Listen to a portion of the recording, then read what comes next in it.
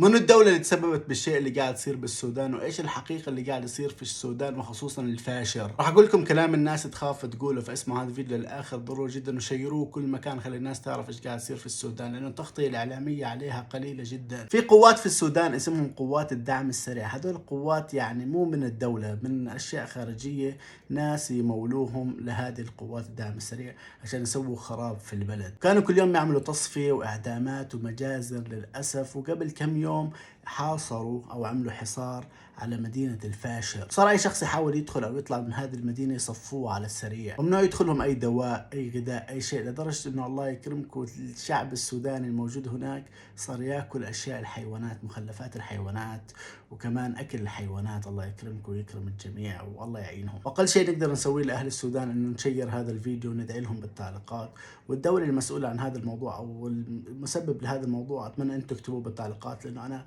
ما عندي الموضوع الكافي او التأكيد او شيء مؤكد مين سبب لهذا الشيء، فاكتبوه بالتعليقات خلي الناس تعرف كل شيء. والله يحمي بلادنا وبلاد المسلمين يا رب.